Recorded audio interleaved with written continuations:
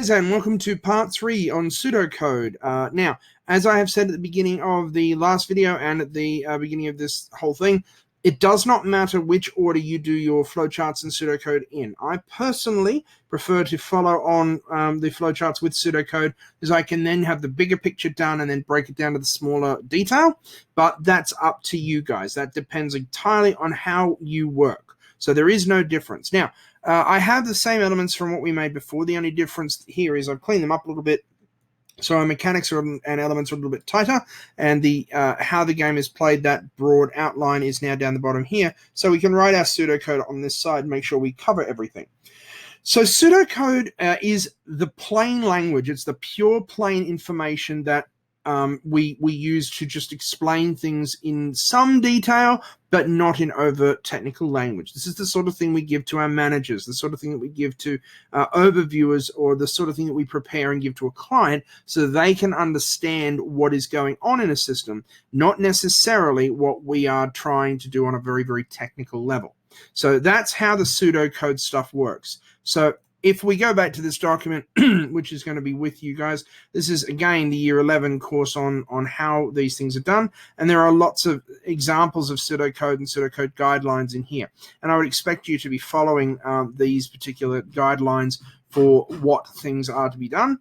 But you can see it's extremely simple language. Add two numbers, get first number, get second number, total equals display, blah, blah, blah. Now, the biggest difference that I will ask you to do compared to what this will show you is when you have get display, I want those in all caps. I want to be able to see those sorts of instructions given in all capitals.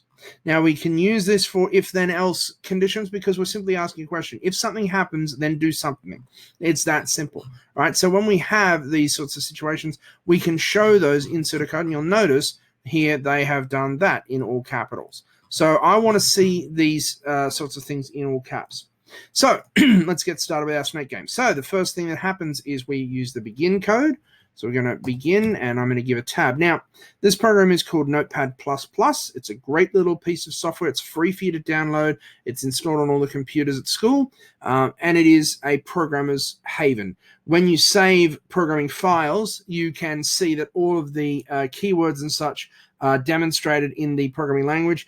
It is not a compiler. It's what we call an environment. It's an environment where you can just code, and it's extremely small. It's only about 30 megabytes. So if you have a tablet or something that you want to throw it up onto so you can do things on the train or on the bus or whatever, then it's really useful for that. But that's beside the point. We're going to start our program here, so we begin. And the first thing that happens is snake and apples are spawned. So in the way we would write that in the pseudocode is we would simply say spawn, snake, and apple. Now, the advantage of pseudocode over our flowcharts is that we can actually go a bit deeper than we would with just our big, broad overviews of our flowcharts. So I might want, for example, my snake to spawn in the center, spawn snake in the center of the board, and an apple randomly somewhere randomly that is not on the snake. So now I can spawn this apple somewhere randomly, wherever it might be. Notice, for example, for this particular program, the actual line numbers are given here, so that is important. So we spawn our snake, and we spawn our apple somewhere. Now, the next thing. What's the next thing that happens in our snake game? Well, let's have a look. So I've opened the snake game. The apple and the snake have spawned, and nothing is going on. It's showing you there that you have to actually press a key before anything happens. I have to choose what direction the snake will go. So I can choose any one of my 4 arrow keys, but of course going backwards is impossible. But I can make it go in any one of our directions until it hits a wall. So now we have to have the user inputs an arrow key. So user presses an arrow key. And then the snake moves in the direction of the arrow key unless it is backwards.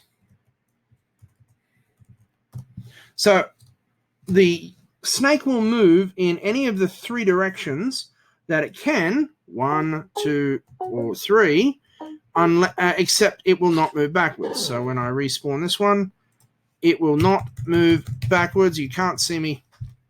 I am pressing as hard as I can, although you can't see that in the camera, but it will not move backwards. It will go down, it will go up, it will go right. So the snake will move in the direction of the arrow key unless it is backwards. Snake will then continue, as we see here. So there is a different sound for each movement. So we'll come to that in a second. The user directs the snake to eat the apples. So user directs snake onto apples by pressing arrow keys.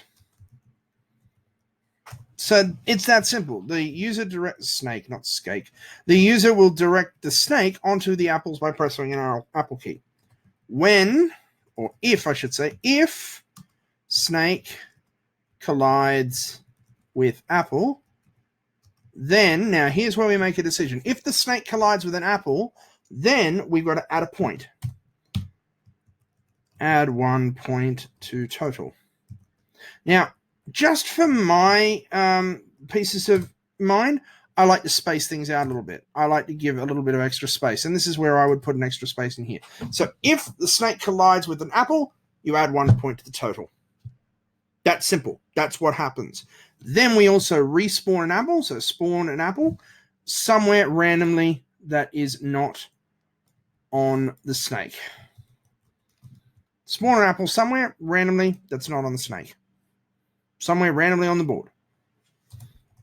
Now, the curious thing with our pseudocode is we need to use the end if statement. All right, so we need to actually put an end if. And then the snake continues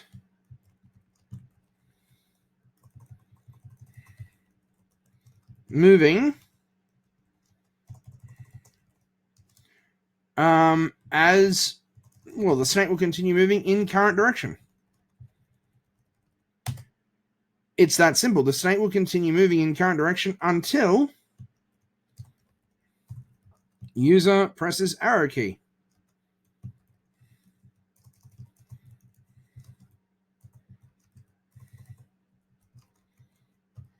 The snake will continue moving until the user presses an arrow key. But if the snake collides with a wall,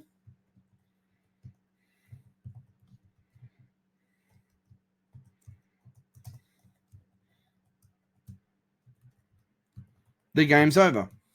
So when the game is over, what happens when the game finishes? Let's find out again. I can open this and I can press snake here. Oh, no, that's Loom.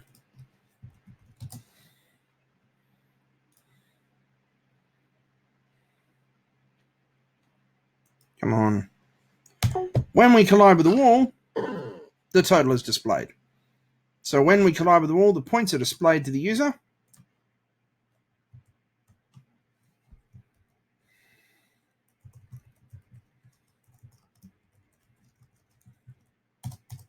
End the if, and we end the program. That's it. That's our flowchart, our pseudocode done. The snake and apples are spawned. The snake and the apples are spawned. The user directs the snake's movements by an arrow key. The user has to press an arrow key. The snake will move in that direction unless it is backwards. So the user directs the snake to eat the apples, and the snake grows longer each time. So if the snake collides with the apple, we miss something. Then we add 1 point to the total, add 1 unit of length to snake. The user directs the apple to eat the apples, and the snake goes longer, keep going, until it either hits a tail or a wall. Wall or tail. I missed that in the flowchart as well. And then we display the points to the user. Points are calculated on how many apples are eaten. That is our flowchart. That is our pseudocode. That's that done. That's what it looks like. It's that simple. Now, does this match up with the flowchart that we have made? Yes, it does. And I don't have it here. Here it is. So let's just get this back up. The snake and the apple are spawned. Spawn snake, spawn apple. The user presses an arrow key. The user presses an arrow key. Snake moves in the direction of the arrow key unless it's backwards. Snake moves in the direction of the arrow. We don't need that level of detail here. It's not that important. It's when we get into this point that we can say, okay, now we can start being really fine with our details. Nitpicking, excuse me. The user directs the snake to eat the apples. The user presses an arrow key or the snakes hit something. If the user presses an arrow key, it moves in the direction of the arrow, right? So the user directs the snake. It directs the snake onto the apples. If it collides with an apple, did it collide with an apple? Yes, we add 1 point of total to the total. We add a point. We add a unit of length. We're not too worried about that, but we should have in here another unit where it says add a spawn a new apple. So I will add those to the final flowchart before it's uploaded and before I make the next video. The snake then continues moving in the direction. So the snake moves in the direction of the arrow until the user presses an arrow key. Did the user press an arrow key? So that part there matches what we have here in our flowchart. If the snake collides with the wall or its tail, did the snake hit an apple? No, but it could only have hit the wall or its tail. Those are the only 3 things that are option. And yes, I said 2 in the last video. It's midnight, I'm tired. If the snake collides with the wall or its tail, display the points to the user, display the points to the user, and end, and end. So that, with this small exception, does match up. This is where we can make sure everything fits. So now that we know everything fits, we know that our pseudocode and our flowchart are both good. That is the simple way that we make our pseudocode and our flowcharts. Now, I'm going to make a video in a moment after I clean this up a little bit on how we would then take this and use functions, how we would take out certain pieces and put them into their own bits. But I want to clean this up first and get a cup of coffee. I hope you've enjoyed this video. If you have any questions, please feel free to email me or post in the various forums. As always, thank you for watching.